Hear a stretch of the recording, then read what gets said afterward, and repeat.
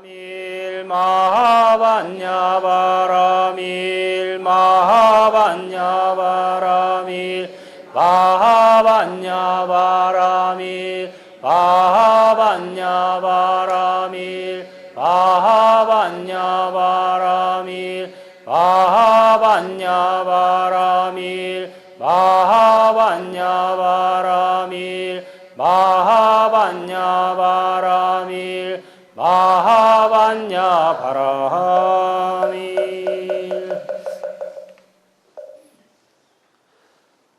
네, 여기 와 보니까 남산은 뭐 지금 단풍이 한참 예쁘게 잘 들었네요. 네, 단풍을 보면서 저는 항상 완전 연소를 하고 있구나. 웰다잉에 앞서서 그런 생각을 합니다.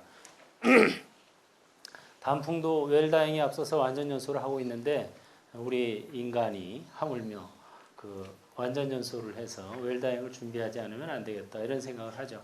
며칠 전에도 조계사에서 웰다잉에 대한 세미나가 있었어요. 그래서 가서 요새는 이제 언젠가 이 세상에 없을 당신을 사랑합니다. 그 책을 제가 작년 초에 냈죠. 그래가지고 웰다잉에 관한 그런 내용이 들어있고 또 이번에 그 당신이 주인공입니다. 오늘 소개해드릴 내용은 이 내용은 이제 제가 당신이 주인공입니다라는 책의 맨 앞부분에 있는 내용입니다. 그 책의 앞부분인데 그 책이 이번에 또 문화관광부 우수교양도서로 선정이 됐어요. 그래서 여러분들 성원 덕분에 감사합니다. 네, 좋은 그런 소식들이 들리는 게 아닌가 생각이 됩니다. 불교 방송 FM 당신이 주인공이다를 통해서 이미 여러분들과 많이 대부분 그 방송은 많이 들으신 분들이 계시겠지만은 또 오늘 처음 대면하는 분도 계시고 또 이 정각원 법당이야말로 저도 이 동국대학교 대학원 석사 박사 과정을 할 때 여기 항상 아침에 일찍 와서 108배를 하고 그랬던 도량입니다. 그때랑 이제 조금 분위기는 약간 바뀌었지만은 건물은 그대로고 그래서 친정집에 온 것 같은 그런 느낌이 듭니다.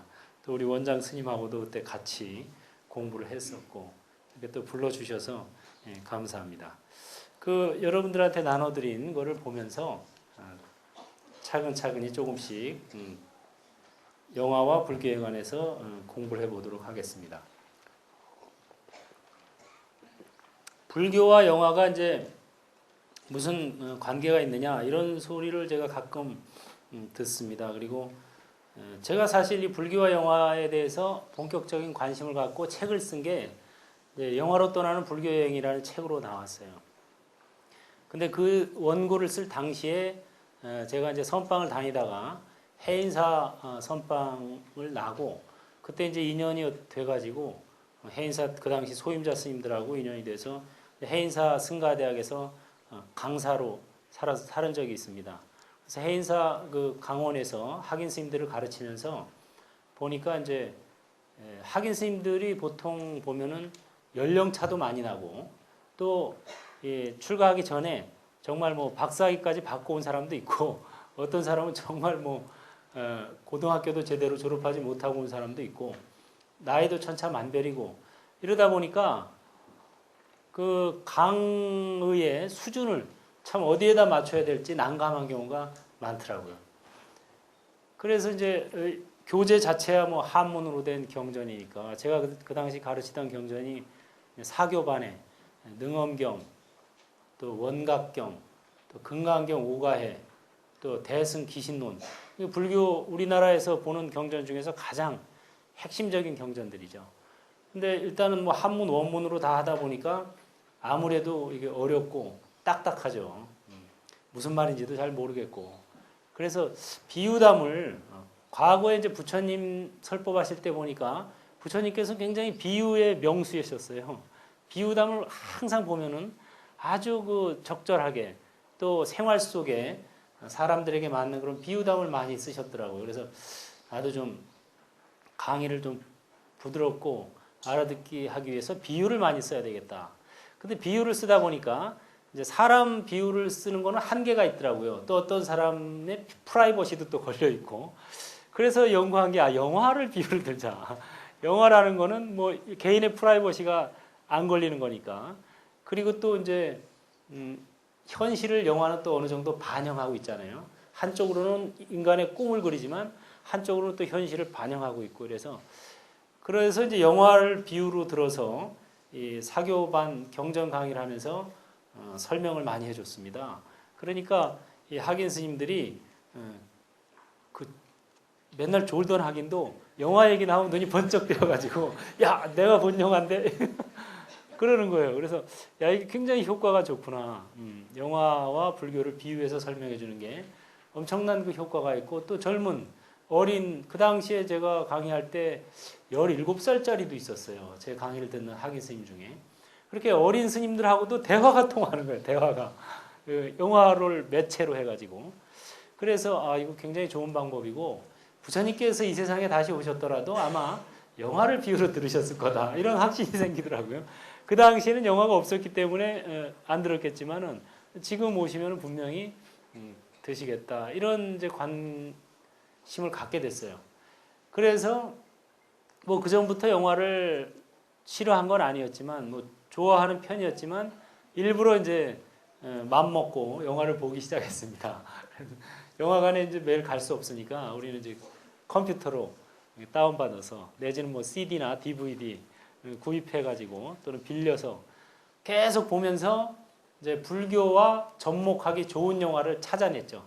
그래서 대중성도 있고 작품성도 있고 또 많은 사람들이 인지하고 있고 되도록이면 그 다음에 이제 불교와 가장 접목하기 좋은 영화. 일단 저는 보면서 모든 영화가 불교 영화다 이렇게 보니까 다 불교더라고요. 불교 아닌 게 없더라고요. 영화를 보면서 모든 영화가 다 불교 영화다 이런 생각이 들었어요. 왜냐하면 영화라는 것이 대부분 그 인간이나 이 우주의 이 삶을 담고 있잖아요. 불교도 역시 인간과 우주의 삶과 죽음에 대해서 말하고 있는 것이고 그렇게 볼 때는 뭐 불교 영화 아닌 영화가 없다 이런 생각이 들었어요. 꼭 뭐 스님이 나온다든가 꼭 무슨 뭐 절이 나온다든가 이게 불교 영화가 아니고 어떤 영화를 봐도 거기에서 얼마든지 불교적 요소를 캐치해낼 수가 있더라고요. 심지어는 뭐 기독교 영화도 보니까 불교 요소가 있고 에로 영화도 불교 요소가 있고 다 들어있는 거예요. 그게 다 인간의 삶이기 때문에 그런 마음가짐으로 봐서 그런지 이제 상당히 그 많은 영화들이 그 당시에 33편의 영화를 이제 불교와 접목시켜서 책을 써낸 게 영화로 떠나는 불교 영화였고 그리고 나서 이제 불교 TV에서 영화 속 불교 여행이라는 제목으로 1년 반 동안 제가 이제 진행을 했어요. 불교와 영화를 접목시켜서. 그래서 또 한 30몇 편 정도, 그러니까 총 한 70편 정도의 영화를 불교와 접목시킨 자료가 지금 저에게 있습니다. 근데 이제 33편은 책으로 냈는데 그 뒤에는 이제 책으로 안 내고 그냥 발표만 했죠, 그때. 그래서 이제 뭐 시간이 되면은 한번 또 엮어서 낼 수도 있는 그런 자료를 가지고 있습니다. 그 중에 하나가 이제 여러분들에게 오늘 나눠드린 밀양이라는 영화죠. 밀양은 제가 글을 쓸 당시에는 최근이라고 썼지만 지금은 이제 벌써 조금 시간이 흘렀어요. 그렇지만 우리나라에서는 뭐 그렇게 많이 안 본 것 같아요. 이때 상을 받고 나서 이제 좀 봤고 상 받기 전에는 본 사람이 별로 없었어요. 그렇게 뭐 재밌는 영화는 아니니까. 그러나 이 영화야말로 제가 보기에는 참다운 불교 영화다. 저는 이제 이렇게 보는 거죠. 이 밀양이라는 영화를 이제 보신 분도 계시겠지만 한번 손 들어볼까요? 보신 분 한번 손 들어보세요. 예, 그래도 상당히 많이 보셨네요. 이 정도. 그래도 안 보신 분이 지금 더 많기 때문에 간단히 설명을 드리겠습니다. 그 칸느 영화제에서 여우주연상을 받았죠. 이제 그 전도연 씨가 그래서 전도연 씨가 요새는 또 뭐 능인선언에 또 나오고 뭐 이런다 그러더라고요. 불자가 되고 그랬어요. 아마 이 영화를 찍고 아마 불자가 된 것 같아요. 그 영화에서는 이제 전도연 씨가 신애라는 역할로 나오는데 남편을 교통사고로 잃어버리고 서울에서 그래서 어린 아들과 함께 경남 밀양 땅으로 정착을 하러 내려갑니다. 그래서 밀양에서 이제 자리를 붙이고 살려고 갔는데 그 거기 뭐 아는 사람이 있는 것도 아니고 단지 거기 가게 된 이유는 남편의 고향이 밀양이라는 그 한 가지만 가지고 내려갔어요.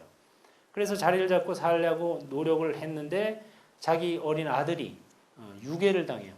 유괴를 당해서 처참하게 살해되죠.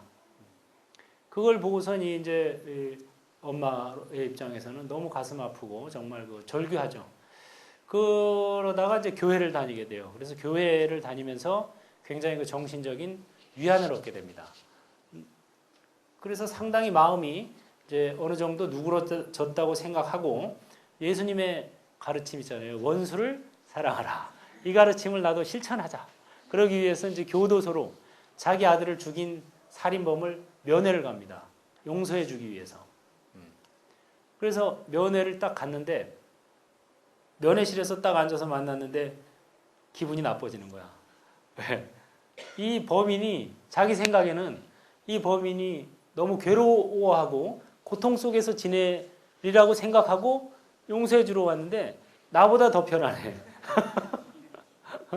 용서를 해주러 간 자기보다 더 편안하고 더 근엄한 표정으로 한다는 소리가 제가 이미 교도소에서 하나님께 회개를 하고 용서를 받았습니다. 이러는 거예요.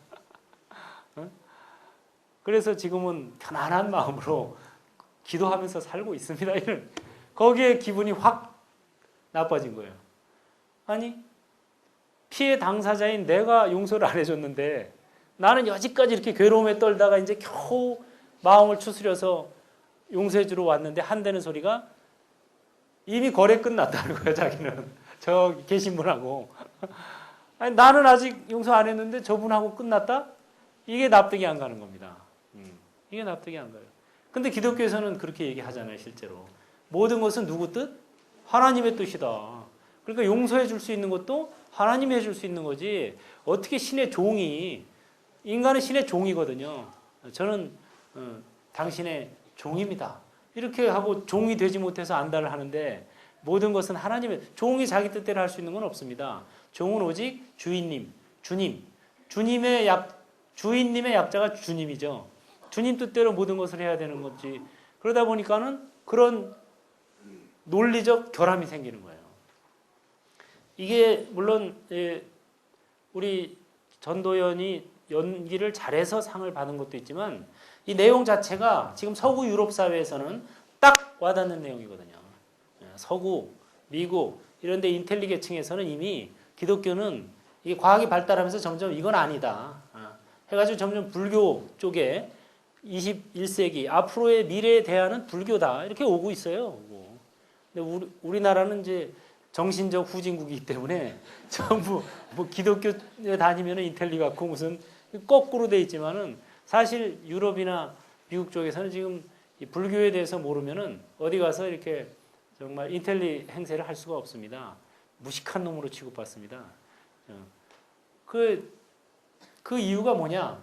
과학이 발달할수록 이건 아니다. 모든 것이 하나님의 뜻이 아니었다. 이제 보니까 코페르니쿠스의 그 변화처럼 지구가 우주의 중심이 아니었어. 이제 보니까 지구는 그냥 태양계를 돌고 있고 그런 또 은하계가 엄청나게 또 밖에도 있고 이런 것이 이제 밝혀지는 거죠. 그래서 어쨌든 그 굵은 글씨로 써놓은 거 있죠? 그거 한번 같이 읽어보겠습니다. 모든 것이 하나님의 뜻이라면 남편이 교통사고로 죽은 것도 하나님의 뜻이요 아들이 유괴당해 처참히 살해당한 것도 하나님의 뜻이며 그 죄인을 용서해 주는 것도 하나님의 뜻이다. 그렇다면 진정 나는 무엇인가? 나의 자유의지란 없는 것인가? 이러는 거예요. 인간은 꼬물거리는 벌레만도 못하다 이 소리입니다. 자유의지가 없다 이거예요. 이 영화가 원래 이청준의 벌레 이야기라는 책에서 모티브를 잡아서 만든 영화예요. 벌레 이야기가 바로 그거예요. 모든 것이 하나님의 뜻이면 인간은 그냥 꼬물꼬물하는 벌레밖에 못 된다는 겁니다.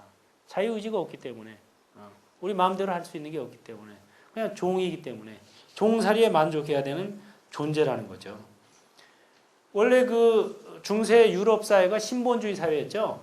신본주의는 뭡니까? 신이 근본이 되는 주의다 이 소리예요. 그러니까 신이 주인이고 인간은 신의 종이다. 이런 사회가 되니까 인간의 역사는 유럽 중세 역사를 인간의 역사를 무슨 역사라 그래요? 무슨 시대? 네, 암흑 시대라고 하는 거예요. 당연히 인권은 없어요. 인권. 신권만이 부각되는 사회입니다. 그러니까 인간은 암흑 시대가 되는 거죠. 모든 것을 다 신의 뜻으로 해가지고 뭐 마귀 사냥 해가지고 조금 뭐 이렇게 아는 소리 하는 사람 있으면 데려다가 화형 산채로 태워 죽이고 이랬습니다. 그 무식한 놈들이에요. 완전히. 여러분들 지금 뭐 유럽을 막 흠모하고 이러지만은 본래 알고 보면 그 무식한 놈들이라. 그 조금 뭐 아는 소리 하고 이런 사람들 데려다가 불태워 죽였다니까요. 그것도 생으로 그냥.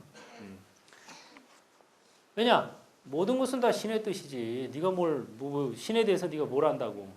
신은 그 불가침, 신성, 우리가 도저히 짐작할 수도 없는 그런 분이셔. 이런 식으로 해가지고 뭐 한마디라도 제대로 잘 못하면 바로 그냥 파문당하고 화형당하고 이랬던 시대니까 인간의 역사는 암흑 시대였어요. 그래서 인간들이 이제 거기서 벗어났죠. 산업이 발달하면서. 벗어나서 온 사회가 무슨 사회? 자본주의 시대가 왔어요. 이제 자본주의. 자본주의 시대는 뭐가 근본인 사회입니까? 예, 재물. 이 자자는 재물 자자예요. 자본할 때 자자가. 이제 재물이 근본인 시대가 온 거예요. 그러니까 재물이 주인이 되고 인간이 또 재물의 종이 되는 거야. 이제는 또 이게 자칫하면은. 예. 그게 이제 자본주의 시대, 자본주의의 맹점이죠. 그걸로 인해서 공산주의가 나왔지만은 사회주의. 근데 어쨌든 이 자본주의라는 것 자체도 맹점을 안고 있는 겁니다. 돈이 근본이 되는 주의이기 때문에. 그래서 제가 보기에는 앞으로 이게 발전이 어떻게 가야 되냐. 신본주의 시대로 가야 된다. 우리의 본마음 참나가 주인인 그런 시대로 가야 된다. 미래에는. 그거를 이제 우리가 만들어야 되죠. 인본주의, 나아가서 신본주의. 마음이 근본이고 마음이 주인이 되는 시대. 법구경에 보면 그 말이 나오죠. 부처님 말씀. 마음은 모든 일의 근본이 된다. 딱 나오는 거예요. 바로 그런 시대가 하기 위해서 여러분과 제가 이렇게 시대적 사명을 띠고 이 땅에 태어난 겁니다. 여러분들이 오늘 이 법당에 온 이유가 이 신본주의 시대를 열기 위해서 오신 거예요. 우리의 목표를 딱 설정해야 돼요. 명확하게. 그리고 얼마든지 가능하고. 왜냐? 이미 부처님께서 다 그 길을 보여주셨기 때문에 우리가 실천만 해나가면 되는 것이죠. 여러분들한테 질문을 하나 드리겠습니다. 여러분이 돈이나 신을 위해서 존재합니까? 아니면 돈이, 신이 여러분을 위해서 존재합니까? 내가 돈이나 신을 위해서 존재한다고 생각하는 분 한번 손 들어보세요. 하나도 없네. 그렇죠. 돈도 신도 나를 위해서 존재하는 겁니다. 내가 신을 위해서 존재하는 게 아니라 신이 나의 주인님이 아닙니다. 어떤 분이 와서 그래요. 그 국사함에 오셔가지고 아이고 스님 불자인데 다른 종교에 가면은 그냥 믿기만 하면 다 알아서 해주신다는데 불교는 뭐 이렇게 머리가 아픕니까? 뭐 참선도 해야 되고 무슨 마음도 닦아야 되고 뭐 이게 갈등이 많다는 거예요. 믿기만 하면 다 알아서 해줍니까? 그렇다 그러더라고요. 그러면 밥도 대신 먹어줍니까? 그건 안 되죠. 그럼 잠도 대신 자줍니까? 그것도 아니죠. 그럼 일도 대신 해줍니까? 그건 아니죠. 돈도 대신 벌어줍니까? 그것도 아니죠. 대신 아파도 줍니까? 그것도 아니죠. 대신 죽어줍니까? 아니죠. 그럼 뭘 알아서 다 해준다는 거예요? 뭘. 알아서 다 해준다 믿기만 하면 이거야말로 미신인 겁니다. 그거야말로 혹세 무민인 거예요. 어떻게 알아서 다 해줘요? 내 대신 밥을 먹어줄 수 있어요. 잠을 자줄 수 있어요. 공부를 해줄 수 있어요. 돈을 벌어줄 수 있어요. 아파줄 수가 있어요. 죽어줄 수가 있어요. 정말 중요한 일은 아무도 대신해 줄 수 있다 없다? 없다는 겁니다. 부처님도 대신해 줄 수 없어요. 부처님도 내 대신 부처님 오늘 제가 정강원 법당에 월호스님 온다 그래서 만나보러 가려고 그랬는데 갑자기 바쁜 일이 생겼네요. 대신 갔다 와서 저한테 좀 전해 주십시오. 됩니까 안 됩니까? 안 된다니까요. 그런 하찮은 심부름도 대신 못 해주는데 뭘 알아서 다 해주냐고. 그거야말로 혹세무민이고 마치 아편. 그래서 종교는 아편이다라는 말이 나온 거예요.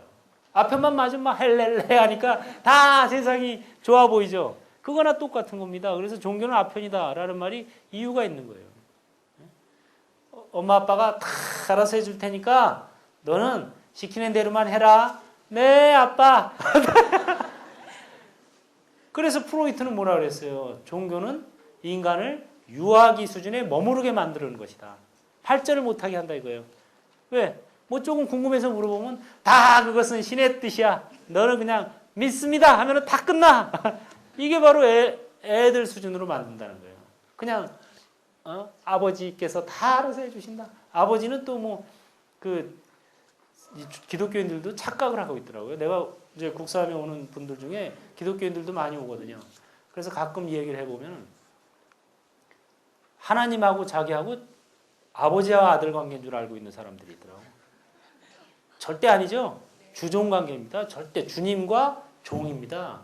근데 기도할 때 보면은 하늘에 계신 우리 아버지 이름을 거룩하게 하옵시고 우리 아버지 그러잖아요. 그 왜 아버지라 그런다고요? 항상 아버지라고 부를 때 끝을 뭐로 맺어요? 주 예수 그리스도의 이름으로 기도하옵니다. 아멘 하는 거예요. 예수님의 아버지란 소리예요. 예수님의 아버지란 소리지 내 아버지란 소리가 절대 아닙니다.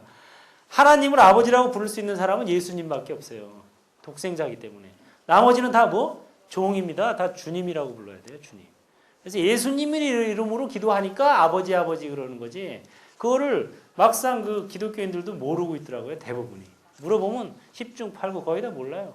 그 내가 얘기하면 그때서야 아 그렇군요. 이러니까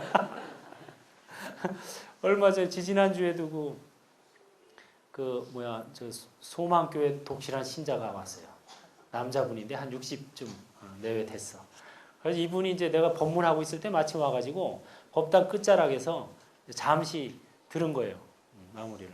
그러더니 이제 자기는 불교가 어렵고 맨날 엄숙하고 이런 줄만 알았는데 스님 얘기 들어보니까 불교가 너무 쉽고 명쾌하고 너무 밝은 거라 이거예요. 그래가지고 반했어. 그래서 스님한테 선글라스를 맞춰드린다고. 그래서 제가 어제 그제구나 그제 저 갤러리아 백화점 명품관 앞에서 만나자고 명품 선글라스를 선물해드리겠다고. 스님한테 도대체 뭘 선물해야 될지 이게 안 잡히더라는 거야 개념이. 그래서 생각한 게 이제 선글라스인 거예요. 가서 안경 하나 맞췄어요. 선글라스는 아니고 그냥 안경인데 맞춰가지고 요새 이제 눈이 침침해서 좀 안경은 필요하겠더라고. 안경에다 이제 색깔만 살짝 집어넣어서 그래도 명품으로 제법 비싼 걸로 맞췄습니다. 제가 다음에 올 때는 쓰고 올게요. 그래가지고 이제 그 동네 그 근처나 자기 아는 사람들 이제 안경 맞추고 밥을 같이 먹자 그랬는데 가보니까는 이제 그 주변에 자기 아는 사람 지인들을 한 7, 8명 모아놓은 거예요. 근데 그 중에 뭐 반 이상은 다 기독교 신자들이야. 근데 이제 그날 이제 같이 밥 먹으면서 이 얘기 저 얘기 막 하면서 전부 내가 싹 이렇게 오셔서 아마 내가 보기에는 그 압구정동인데 그때 이제 압구정동에 사는데 현대 아파트 있죠? 그 근처에 이제 아마 기독교인들이 포교당을 하나 만들어줄 것 같아 나한테.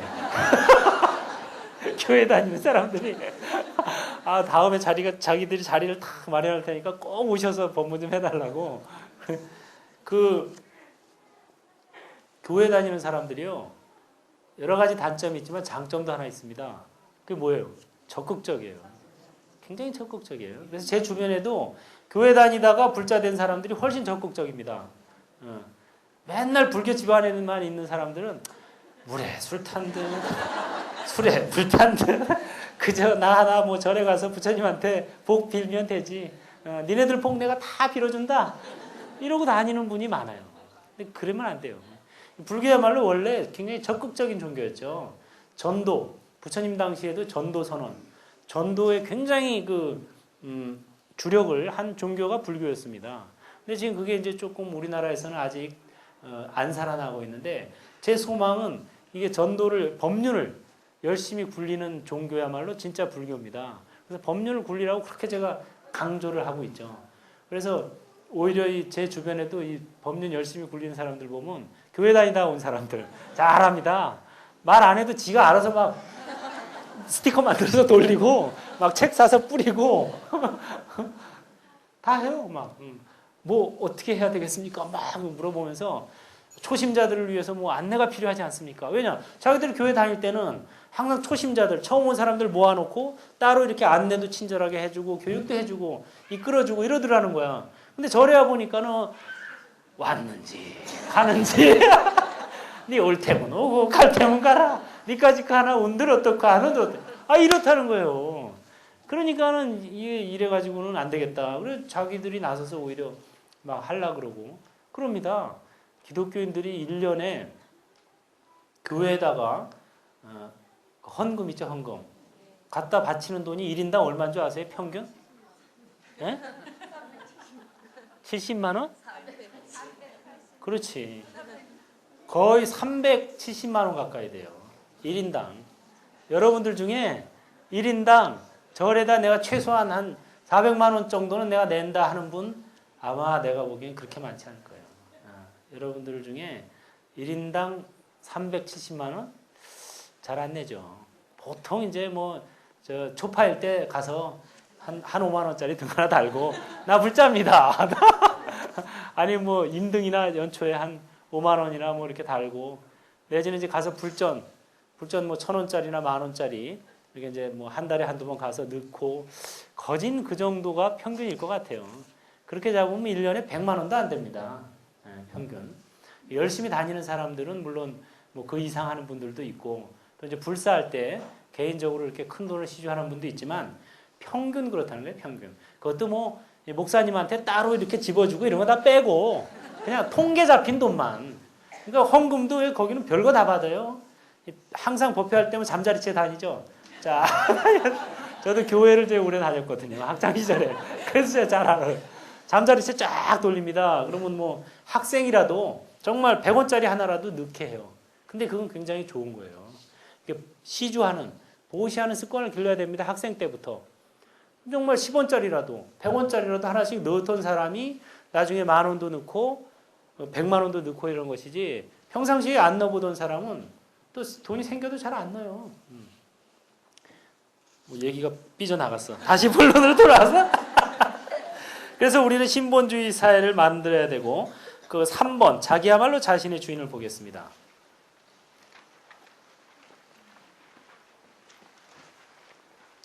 불교에서는 모든 것이 부처님 뜻이거나 신의 뜻이라고 표현하지 않아요. 그리고 부처님이나 신을 주인님으로 섬기지도 않습니다. 어디까지나 자기의 주인은 자신이다. 꼭 자기야말로 자신의 주인 함께 읽겠습니다. 자기야말로 자신의 주인 어떤 주인이 따로 있으랴. 자기를 잘 다룰 때 얻기 힘든 주인을 얻은 것이다. 이게 법구경에 나오는 말입니다. 바로 부처님의 직설이에요, 이게. 자기야말로 자신의 주인이지 어떤 주인이 따로 없다는 겁니다. 신도, 부처님도 우리 주인은 아닙니다. 불교에서는 부처님과 우리와의 관계가 무슨 관계입니까? 스승과 제자와의 관계예요. 또 아버지와 아들, 딸 이런 관계예요. 법화경이나 이런 대승경전을 읽어보면 아버지와 아들, 딸의 관계로 나오고 이 초기 경전에 보면은 스승과 제자의 관계로 나옵니다. 둘 다 맞는 거예요. 부처님이 우리의 스승이지 주님은 아니라는 거예요. 왜냐? 자기의 주인은 누구? 자신이라는 거죠. 어디까지나 나를 도와주고 옹호해주는 분이다. 이런 겁니다. 불교에서도 신의 존재를 인정하죠. 신의 존재를 인정하지만 그래서 신중단을 모셔놓고 그 신들에게 경배를 합니다. 반야신경도 치고 어떤 분은 그래요. 또 불교는 무신론입니다. 얼마 전에 TV에서 MBC인가 거기서 8만 대장경 그게 쭉 나오는데 불교는 무신론의 종교로서 이렇게 딱 시작 멘트를 그걸로 쫙 나오더라고요. 그래서 무식한 놈들 진짜 무신론이 아닙니다. 불교는 신의 존재를 인정하지만 유신이에요. 그러나 기독교나 다른 종교와 다른 게 뭐냐? 다른 종교에서는 신을 주님으로 모시고 나는 당신의 종입니다. 이렇게 하고 불교에서는 신과 인과는 무슨 관계? 도반 관계라는 거예요. 왜냐? 부처님과 우리가 스승과 제자고 부처님과 신이 스승과 제자 관계이기 때문에 한 스승을 모신 도반이다. 이렇게 되는 거예요. 그래서 나를 지켜봐 주시고 도와주시는 옹호해 주시는 분이다. 그래서 신중님, 옹호 성중 이렇게 부르는 거예요. 그래서 신은 있습니다. 그러나 나의 주인은 아니다. 신도 나를 도와주고 부처님도 나를 도와주고 이런 분이라는 거죠. 나를 제외한 외부적 존재는 그 아무리 위대한 존재라 할지라도 도와줄 수 있다. 하늘은 스스로 돕는 자를 돕는다 이거죠. 그래서 불교에서는 인연법을 설한다 그랬죠. 박수 한번 쳐볼까요? 2번, 3번 바로 이거죠. 따라해보세요. 왼손은 인이요, 오른손은 연이다. 인은 내 마음이요, 연은 주변 환경이다. 인도 충실하고 연도 충실하면 결과가 충실하다. 인이 충실해도 연이 부실하면 결과가 부실하다. 연이 충실해도 인이 부실하면 결과가 부실하다. 예, 이게 불교의 인연설입니다. 인은 주관적 요인이고 연은 객관적 요인이에요. 인은 직접적 원인이고 연은 간접적 원인입니다. 이거를 무시하면 안 돼요. 불교는 자력신앙입니까? 타력신앙입니까? 예, 아직도 이렇게 자력신앙이라고 대답하는 분들이 자각신앙이죠. 불교는 자력과 왼손 인이 자력이고 연이 타력인 거예요. 자력과 타력을 같이 쓴다. 자력도 충실하고 타력도 충실할 때 결과가 빨리 충실해지는 거예요. 그래서 또 요새도 보면 불교 신문이나 이런 데도 보면 가끔 나와요. 불교는 자력 신앙으로서 자력의 종교로서 어쩌고저쩌고 나 이것도 또 헛다리 짚은 겁니다. 자력과 타력을 같이 쓴다. 자타일시 성불도. 물론 궁극에 가면 자타 불이 자와 타가 둘이 아닙니다. 그러나 수행해 나가는 입장에서는 역시 자타가 있는 거예요. 나도 노력하고 불보살님의 가피도 받고 이게 바로 순풍에 돛단 듯이 가는 거죠. 그것을 무시하면 안 되는 거죠. 그러나 그 중에서도 더 중요한 것은 인이라고 할 수 있죠. 왜냐? 과거의 인이 현재의 연이다. 현재의 인이 미래의 연이다. 이렇게 되는 겁니다. 인은 직접적 원인이고 주관적 요인이기 때문에 인을 다스려서 연이 다스려지게 만드는 게 올바른 순서입니다. 자기 마음은 닦으려고 생각 안 하고 맨날 남편 마음, 아내 마음, 애들 마음, 주변 사람들 마음 닦아주려고 노력하면 그게 됩니까? 안 됩니까? 안 되는 거예요. 내 마음을 먼저 닦음으로써 주변 사람들 마음이 닦이게 유도해야지 그게 올바른 순서가 되지. 자기는 맨날 신경질 내고 버럭버럭 하면서 주변 사람들한테 야 화내지 마라. 이러면 속으로 뭐라 그래요? 지나내지 말지. 그런다니까요. 예. 그러니까는 내 마음을 먼저 다스림으로써 주변 사람들이 바뀌게 만드는 게 올바른 순서고 그런 면에서 바로 나는 내가 창조한다고 하는 겁니다.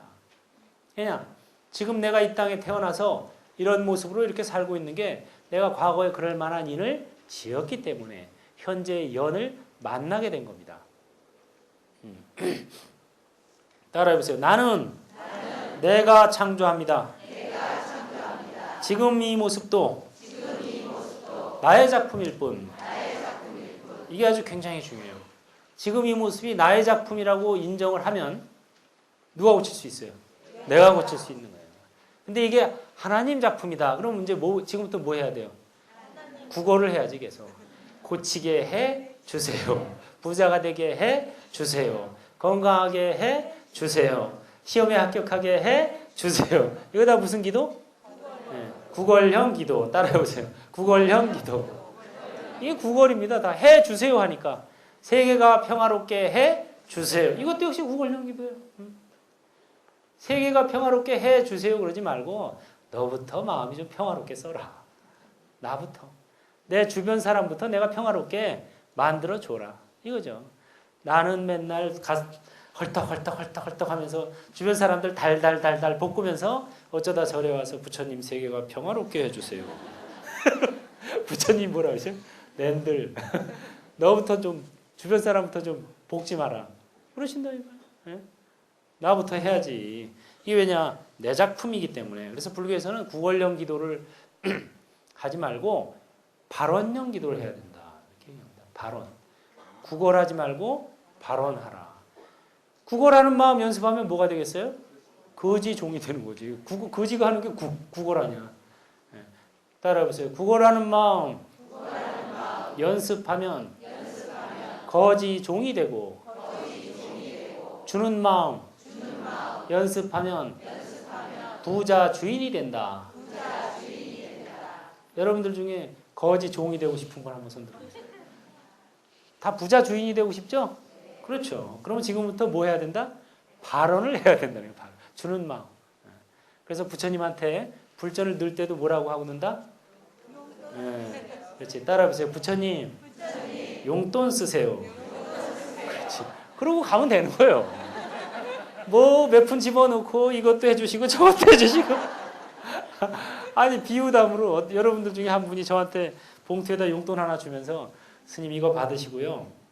앞으로 우리 가족들 다 건강하게 해주시고 우리 애 시험에 합격하게 해주시고 남편 직장 승진하게 해주시고 모두 다 장수하게 해주시고 그럼 제가 뭐라 그래요? 도로 가져가시기. 제가 부담스러워서 못 받겠어요. 돌려줍니다. 근데 딱 주면서 스님 먼 길 다니시느라고 고생하시는데 용돈 쓰세요. 그러면 나도 기쁜 마음으로 감사합니다. 하고 받는 거예요. 똑같습니다. 부처님도 여러분들이 입장을 바꿔놓고 생각해 봐야 돼요. 내가 저 위에 앉아 있다. 지금 그렇게 생각해 보세요. 내가 저 위에 앉아 있고 여러 사람들이 와서 나한테 무슨 말을 하나 한번 들어보시라고. 그럼 별의별 말을 다 하는데 구걸하는 사람들이 예뻐 보이겠어요? 발언하는 사람이 예뻐 보이겠어요? 발언하는 사람. 그 발언을 해야 가피를 흠뻑 주는 겁니다. 왜냐? 은덕은 감사할 줄 아는 사람한테 베풀라 그랬어요. 옛날 우리 조상들이 아주 현명했던 거라. 배은망덕한 사람한테 은덕을 베풀면 나중에 오히려 더 관계가 악화됩니다. 그래서 은덕도 아무한테나 함부로 베풀면 안 되고 이게 보시도 지혜롭게 해야 돼요. 그러니까 그래서 그 감사할 줄 아는 사람한테 은덕도 베풀어라. 가피도 마찬가지입니다. 부처님의 가피도 부처님은 누구에게나 다 가피를 내리고 싶고 흠뻑 줄 수 있죠. 그럼에도 불구하고 가려서 주게 되는 이유는 함부로 줬다가는 배은망덕에서 오히려 그 사람이 더 안 좋아질 수 있기 때문에 지옥에 떨어질 수 있기 때문에 배은망덕한 마음 연습하니까 그래서 감사할 줄 아는 사람한테 베풀라 이랬어요. 그래서 우리가 부처님한테 와서 발언을 세울 때는 딱 한 가지밖에 없어요. 따라해보세요. 부처님, 감사합니다. 법륜을 굴리겠습니다. 행불하겠습니다. 이거를 연습해야 됩니다. 그래서 부처님한테 이제 용돈 드리고 나서 딱 삼배하죠? 삼배하면서 딴 얘기 할 거 없어요. 부처님 감사합니다. 지금 이만큼 사는 것도 다 부처님 덕분입니다. 이래야 되는 거예요. 이제. 뭐 더 바래 뭘. 자꾸 바라는 마음은 헐떡이는 마음입니다. 뭔가 하여튼 2% 부족하니까 자꾸 바라는 거죠. 그러나 지금 이 정도의 건강, 이 정도의 재산, 이 정도의 가족 상황에 사는 것만으로도 누구 덕분? 부처님 덕분입니다. 이런 마음을 연습해야 돼요. 감사합니다. 지금 제가 여기 절에 와서 참 법당에서 부처님께 삼배할 수 있는 것만으로도 정말 감사합니다. 이렇게 오늘 하루 밥 세 끼 굶지 않는 것만으로도 정말 감사합니다. 이래야지 조금 더 부자가 되고 조금 더 건강해지고 조금 더 잘생겨지고 조금 더 이런 식으로 조금 더 이게 무슨 마음이라 그랬어요? 헐떡이는 마음입니다. 헐떡이는 거예요. 헐떡이는 마음 연습하면 헐떡일 일이 생깁니다. 자꾸. 감사한 마음 연습하면 감사할 일이 생기는 거예요. 점점. 그래서 부처님 감사합니다. 정말 감사합니다. 저는 출가하기 전에도 기도를 이제 많이 다녔는데 우리나라 정말 불국토죠. 이 5대 보궁, 3대 관음 기도 도량이 있는 것만으로도 저는 우리나라가 이거 정말 축복받은 나라라고 생각해요. 외국 여행을 많이 다녀보니까 뭐 그런 게 없어요, 아예. 그래서 저는 이제 기도를 다녔는데 기도 다닐 때도 꼭 가면은 이제 오대산 보궁 같은 데 가면은 참 마음이 평화로워져요.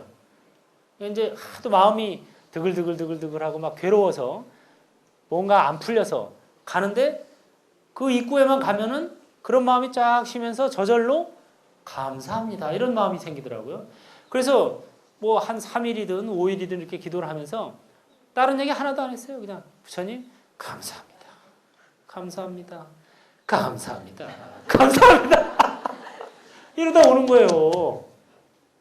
제가 여기 오니까 참 생각이 나네요. 제가 동국대학교 박사과정에 그 박사학위 받을 때 또 내가 그런 일이 있었어요.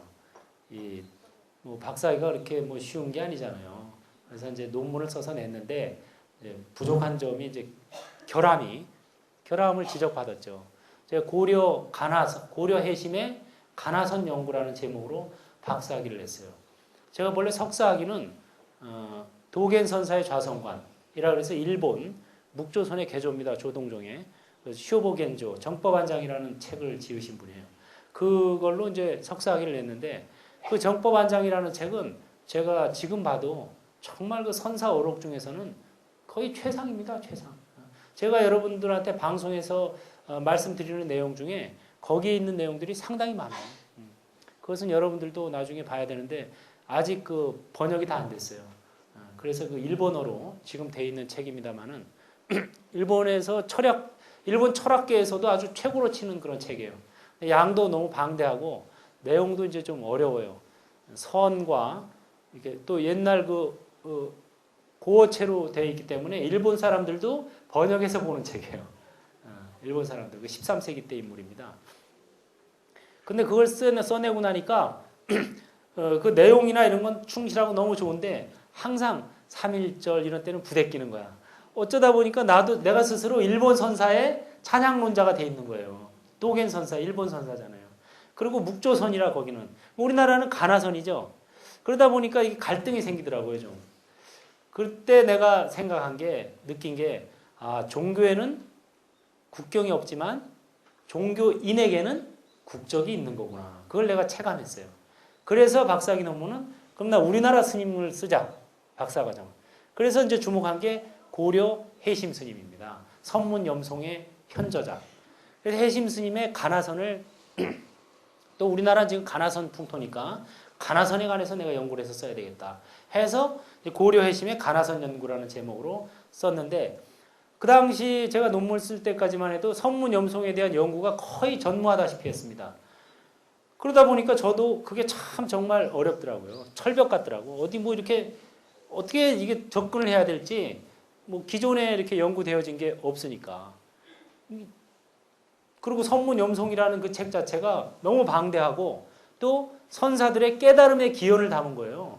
뭐 대나무 소리가 부딪히는 소리를 듣고 깨달았다. 뭐 이런 얘기들. 그다음에 선사들의 그 계속 모아놓은 거니까 정말 그 어떻게 보자면은 어렵다고 말하자면 엄청 어렵죠.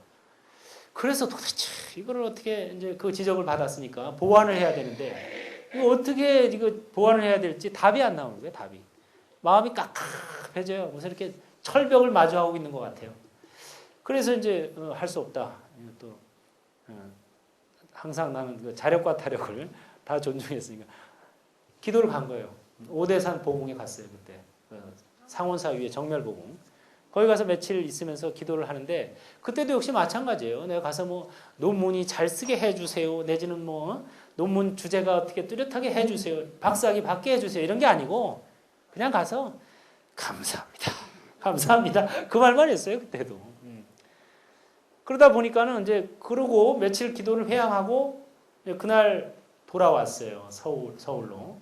그래서 이제 밤늦게 왔으니까 자고 그 다음날 아침에 동대를 왔습니다. 와가지고 여기 도서관이 바로 이 옆에 있잖아요. 도서관에 가서 그 당시 이제 불교학 자료실은 따로 있었어요. 1층에 개가식으로. 그 딱 들어가서 도서 전시된 그 중간을 왔다 갔다 하다가 어느 조그만 책이 하나 눈에 딱 들어오더라고요. 그냥 정말 아무 생각 없이 그냥 그게 들어오더라고. 그래서 그거를 딱 빼서 펼쳐보니까 선문염송하고 내용이 거의 유사한 거야. 네. 그래서 이게 도대체 어떤 책인가 하고 조사를 해보니까 선문염송이 편집되기 한 4, 50년 전에 중국 송나라에서 편찬된 책입니다. 그래서 그 책하고 또 다른 책들에서 성문염송의 저본, 성문염송의 저본인 거예요. 그 책이 그러니까. 성문염송을 우리나라에서 고려 해심 스님이 편찬할 때 그런 책들을 저본으로 해서 거기다 이제 본인 나름대로 또 추가를 해서 편찬을 하신 거라. 그래서 성문염송의 저본에 대한 연구해가지고 논문을 또 쫙 써서 그거를 이제 박사학위 논문에 붙여서 겨우 통과가 됐습니다. 네. 이 대목에서 박사학위. 그래서 저는 내가 박사학위도 참 부처님 덕분에 내가 참 쉽게 받았다. 이렇게 참 여기 오니까 생각이 나네요. 박사학위도 저는 물론 내 노력이 있었지만 거기에 또 불보살님의 가피가 있었으니까 그게 딱 잡혀진 거죠. 어떻게 아무 생각 없이 가서 빼낸 책이 선문염송에 바로 그 저본이냐고. 송고 연주집인가 뭐 하여튼 지금 정확히 제목은 기억 안 나지만 제 학위 논문에는 그게 들어가 있어요. 써놨어요. 그 책을. 그래서 역시 이게 기도가 필요하구나.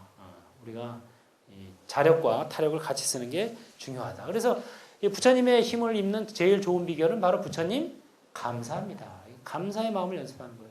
그 다음에 한 걸음 더 나가서 법륜을 굴리겠습니다. 이 서원을 세워야 돼요. 법륜을 굴리겠습니다. 그래서 법륜을 굴리다 보면은 저절로 가피를 잊게 되는 거예요. 맨날 구걸하는 제자가 더 이뻐 보여요? 법륜을 굴리겠습니다 하는 제자가 더 이뻐 보이겠어요? 부처님 입장에서. 법륜을 굴릴 일은 원래 부처님이 하실 일이죠. 부처님이 이 세상에 오신 뜻은 하나밖에 없어요. 법륜을 굴리기 위해서 오신 겁니다. 그런데 그 일을 거들어 준다고 하니까 얼마나 이쁘겠어요. 최고로 이쁜 거지. 고맙다 그럽니다. 부처님도. 법륜을 굴린다 그러면 부처님도 뭐라 그래요? 고맙다 그래요. 야, 고맙다. 내가 할 일을 거들어 준다 그러니까 너무 이쁘구나. 고맙구나. 하고 가피를 흠뻑 내려주시는 거예요. 달라고 안 해도 줍니다. 왜냐? 저놈이 법륜을 굴리려면은 가피를 내가 줘서 막 밀어줘야지. 법륜을 굴리겠다는데. 그래서 불보살님의 가피를 받는 최상의 비결은 법륜을 굴리겠다고 원을 세우는 겁니다. 원을. 그래서 아는 만큼 전하고 가진 만큼 베풀어야 돼요. 어떤 사람이 저는 내가 엄청난 부자가 되면 그때 사람들한테 베풀겠습니다. 지금은 아직 덜 부자라서 그래도 뭐 남들한테 베풀려면 한 1,000억 이상 있어야죠. 지금은 한 500억밖에 없어요. 이러면 되겠어요? 안 되겠어요? 안 되는 겁니다. 법륜을 굴리는 것도 마찬가지예요. 내가 안욕따라 삼맥삼보리 정각 최상의 깨달음을 얻고 나서 법륜을 굴리겠습니다. 이거는 내가 우리나라 최고의 재벌이 되고 나서 보시를 하겠습니다 하는 거랑 똑같습니다. 그래서 제가 강조하는 말이 있어요. 따라해보세요. 가진 만큼 베풀고 아는 만큼 전한다. 베풀수록 갖게 되고 전할수록 알게 된다. 이겁니다. 자, 가진 만큼 베풀면 되는 거예요. 아는 만큼 전하면 되는 거예요. 저도 자꾸 이렇게 전하다 보니까 점점 이제 솜씨가 늘어나서 요새는 뭐 다다익선이야. 사람들이 많건 적건 뭐 상대방이 근기가 어떻게 됐건 다 거기에 맞춰서 그냥 줄줄줄줄 이렇게 나옵니다. 생방을 하건 녹음을 하건 생방이 더 좋아 오히려. 적당한 스릴이 있어서. 근데 이거 안 하던 사람 처음 생방 앉혀놓으면요 잘 떠들던 사람도 못 떠듭니다. 괜히 떨어서 주눅 드는 거예요. 있는 실력 발휘가 안 돼. 왜 어떻게 발휘가 되냐? 자, 연습해야 되는 거예요. 가진 만큼 베풀고 알 만큼 전해야 이게 연습이 되지. 저도 이렇게 막 본격적으로 법륜을 굴리겠습니다 하고 원을 세우게 된 계기가 있죠? 계기가. 한번 방송국 왔다가 지금 언젠가 이 세상에 없을 당신을 사랑합니다. 그 책 그때 이제 교정 보러 출판사로 이제 택시를 타고 가는 길에 택시 기사가 저보러 예수 믿고 천국 가십시오 이러는 거예요. 내가 어이가 없어가지고 아니 당신 다니는 교회 목사님한테 불교 믿고 극락 가라 그러면 뭐라 그러겠어? 내가 그랬어요. 비유로. 근데 그 말은 대답도 안 해. 들은 척도 안 하고 지 말만 씨부렁거려. 내가 물어보는 건 답도 안 하고 예수 믿고 천국 가려는 거야. 예수 안 믿으면 지옥 간다는 거야. 그래서 내가 이 양반아, 당신 얘기만 하지 말고 두 마디 얘기하면 한 마디라도 들어야지 어떻게 자기 얘기만 합니까? 그랬더니 그래도 대답도 안 해. 그래도 자기 말만 해 계속. 그날 밤에 절에 가서 잠을 자는데 마음이 답답해지더라고. 야, 도대체 저런 사람들을 어떻게 해야 될까? 무례하게 짝이 없잖아요. 어떻게 스님 보러. 그래서 내가 기독교에 대해서 물어봤어요. 얼마나 정말 기독교에 대해서 알고 있나 물어봤더니 나보다도 몰라. 나보다도 모르는 사람이, 저는 중고등학교를 배제학당을 다녔어요. 6년 동안. 그래서 학교에 처음 입학해서 처음 배운 게 찬송가부터 배웠습니다. 예? 주는 나를 기르시는 목자요, 나는 주님의 귀한 어린 양, 딸랑딸랑. 제가 그거부터 배웠다니까. 지금도 기억나, 지금도. 왜냐, 그 어렸을 때 배우니까. 그것도 입학하자마자 입학식 하러 갔는데 강당에 그거부터 가르쳐 주더라고. 그 아펜셀라 목사님이 세운 학교거든요. 그래서 일주일에 2시간씩 꼭 학생 채플, 그 다음에 성경 공부 2시간씩 했어요. 매주. 거기에다가 부족해서 또 나는 또 내가 그 당시 존경하던 분이 목사님이었어. 그래서 그 목사님 따라서 그 서대문에 있던 감리교 신학대학 거기를 다녔어요. 거기 저 학생 채플이라고 교회 활동이죠. 서클 활동.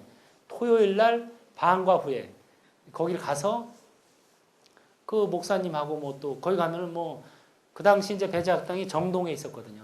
그래서 서대문이 가깝죠. 거기 가면 뭐 이화여고, 경기여고 뭐 이런 애들 많이 오거든. 얼마나 재밌어. 가서 같이 노는 재미가 큰 거야. 그래도 어쨌든 가서 뭐 찬송가 부르고 무슨 뭐 그 다음에 교회 활동, 서클 활동도 하고 또 그 당시 배제학당 옆에 정동교회도 있었고 평안교회도 있었습니다. 거기도 다녔어요. 한때. 평안교회. 엊그저께 만난 기독교인들 중에 얘기하다 보니까 그 평안교회 도반이 있대. 그래가지고 반갑다고. 자기도 평안교회 다녔다고.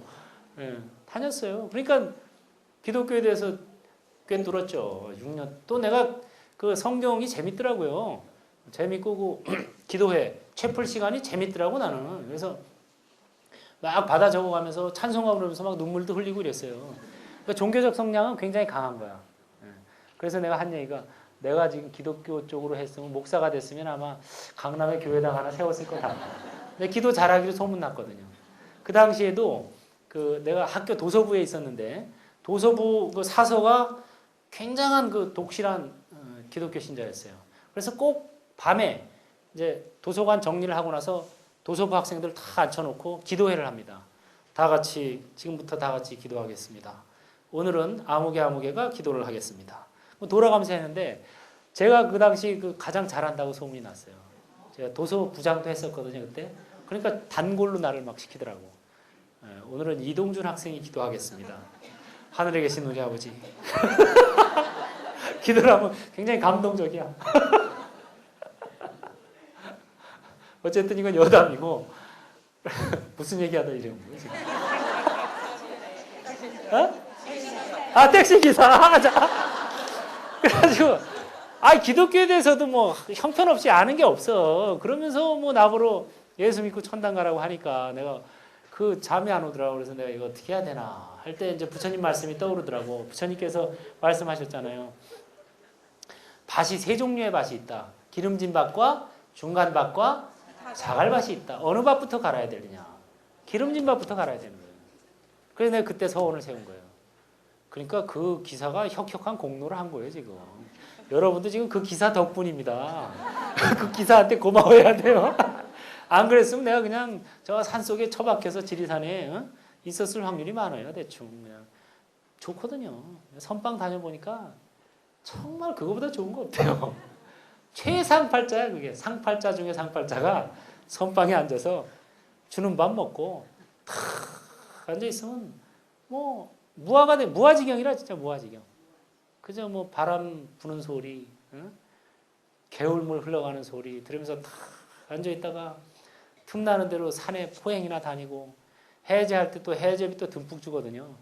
그거 받아가지고 또 해외여행. 나는 해외여행이라는 것을 선방 다닐 때 처음 다녀봤어요. 왜냐? 해외여행이라는 게 보통 돈도 있고 시간도 있어야 다니잖아요. 근데 돈이 있을 때는 시간이 없고 시간이 있을 때는 백수니까 돈이 없고 이래서 해외여행을 정말 한 번도 못 다녔는데 선빵 다니니까 결제 처리 열심히 공부하고 이제 해제에서 나오면은 해제비 받고 또 신도들 만나면 공부하시느라고 살이 빠지셨군요. 맛있는 거 사 드세요 하고 돈도 잘 줘. 그거 가지고 해외여행 다니고 3개월 만행 기간이니까 결제가 3개월이잖아요. 그럼 3개월 결제 공부하고 3개월 만행 기간에 그때 나는 뭐 인도 배낭여행, 네팔, 티벳, 미국, 일본, 유럽 다 다녔어요. 나는 그 선빵 다닐 때는 해제철마다 안 나간 적이 없어 외국에. 이게 웬 땡이냐. 시간도 나지 돈도 생기지. 그러니까 다닌 거예요. 근데 그때 잘 다녔지. 지금은 나가고 싶어도 못 나가. 요새는 뭐 이거 생방하고 방송하다 보니까 매여서 못 나가겠더라고. 시간이 뭐 한 달씩 이렇게 남으니까 안 나지. 그래도 이번에 다행히 이제 대만 성지순례 내가 이달 22일부터 3박 4일로 가자고. 혼자서는 이제 나갈 시간이 없으니까 몰고라도 나가는 거야 이제. 그래서 이제 대만 성지순례 불교방송 주최로 이번에 제가 지도법설에서 나갑니다. 뜻이 있는 분은 지금도 아직 접수 받으니까 불교방송에 접수하시면 돼요. 11월 22일부터 3박 4일. 대만에 가보니까요. 정말 불교의 현대화가 잘 돼 있어요. 이 어떻게 우리나라가 앞으로 우리나라 불교가 앞으로 어떻게 가야 될 것인가. 그게 답이 거기 딱 있어요. 그래서 제가 대만으로 가자고 그런 거예요. 불교방송국에서 스님 가자고 하시는 데면 어디든지 저희가 가겠습니다. 아무 데나 얘기해 주십시오. 그래서 내가 그래? 그럼 대만 가자. 내가 그런 겁니다. 왜냐? 배울 게 있거든요. 놀러 가는 게 아니라 공부하러 가는 거예요. 진짜. 가서 보기만 해도 그게 공부가 되는 거예요. 보기만 해도. 그래서 여러분들한테도 제가 적극 추천을 하는 거예요. 앞으로 대한민국 불교가 가야 할 지표가 샘플이 있어요. 샘플. 사회복지, 사회교육 뭐 이런 게 너무 잘 돼 있어요. 우리가 그렇게 가야 돼요. 앞으로. 그래서 이 택시기사 덕분에 어쨌든 자갈밭, 중간밭, 기름진 밭. 예를 들면 그 택시기사는 자갈밭이야. 그건 뭐 말해도 바로 지금 여기에서 자신의 주인이 되어 완전 연수하자. 이게 바로 행불이에요. 행불을 조금 풀어놓은 말이에요. 밥 먹을 땐 밥 먹을 뿐, 잠잘 땐 잠잘 뿐, 법륜 굴릴 땐 법륜 굴릴 뿐. 이렇게 나가는 거. 이게 바로 완전 연수하는 거죠. 그래서 항상 바로 지금 여기에서 자신의 주인이 되어 완전 연수하는 삶을 연습하는 것. 이것이야말로 우리의 목표입니다. 지금 바로 그게 안 되지만 자꾸 연습해야 돼요. 그러니까. 그래서 여러분들도 언제든지 부처님께 감사합니다. 법륜을 올리겠습니다. 행불하겠습니다. 이렇게 세울 때 여러분들이 주인공이 되어서 이 세상을 밝히고 또 자신의 생명도 방생하고 다른 사람도 방생하는 그런 계기가 되는 겁니다. 왜냐? 이게 방생 운동이 지금 필요해요. 우리나라에. 자꾸 자살하고 뭐 교통사고에다 뭐에다 해서 너무 사람들이 이 생명을 제대로 못 살리고 있는 게 많거든요.